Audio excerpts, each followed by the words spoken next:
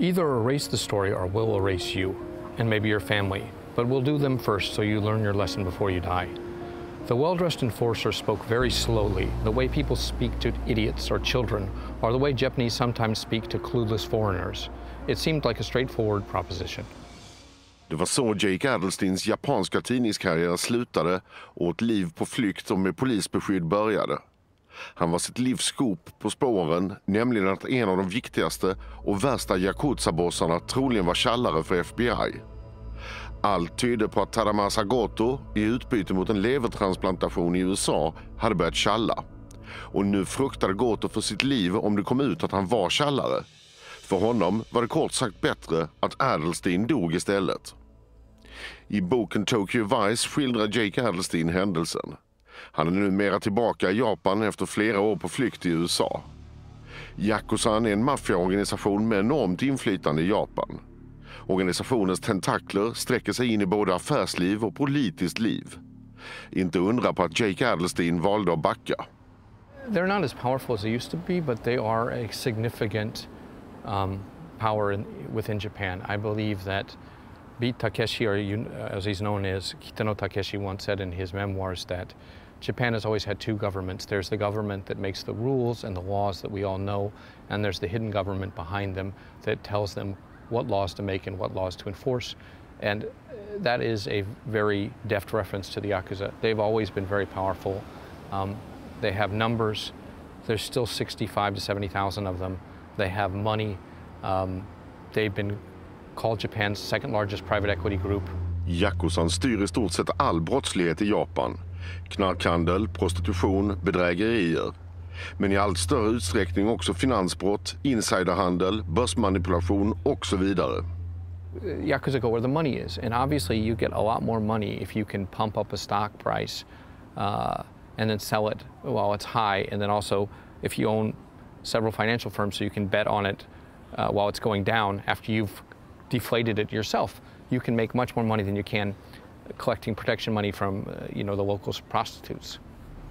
Yakuzan beräknas årligen omsätta runt 320 miljarder kronor.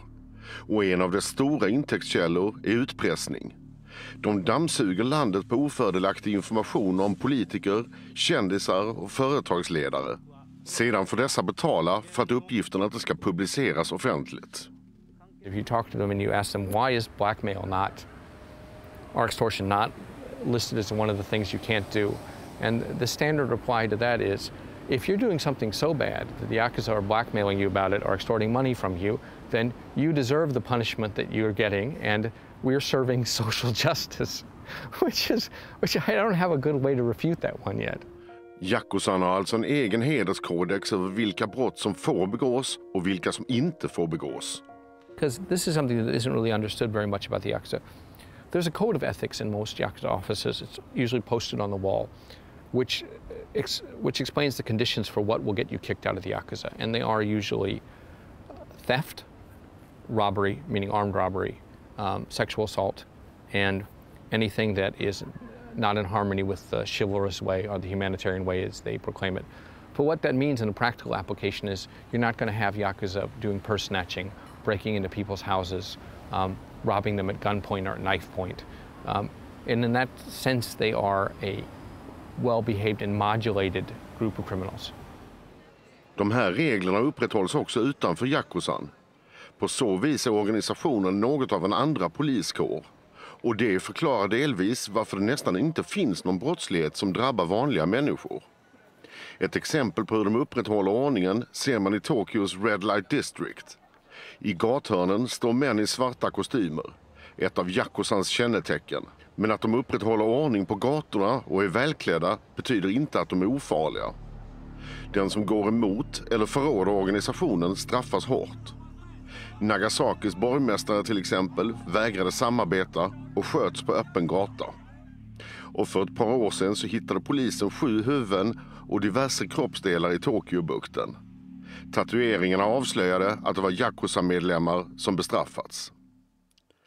Ändå så finns i Japan en utbredd syn på Yakuzan som någon sorts Robin Hood-figurer som hjälper de svaga. Bilden underblåses aktivt av Yakuzan själv. Som till exempel vid jordbävningen i Kobe och tsunamin i Fukushima.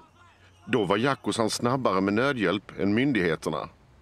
Livsmedel, tält och filtar levererades på löpande band. Och Yakuzan upprätthöll lag och ordning när det blev oroligheter i protest mot regeringens saktfärdighet. Part of that is actually they do have some sort of feeling that we have a civic duty to Japanese society. So most of the Robin Hood stuff is bullshit. Mostly they're just robbing from anybody they can to fill their own coffers. Some of the things about them sort of being a temple of last resort and some places that, you know, helping the weak fight the mighty, sometimes it's true. Sometimes, very rarely.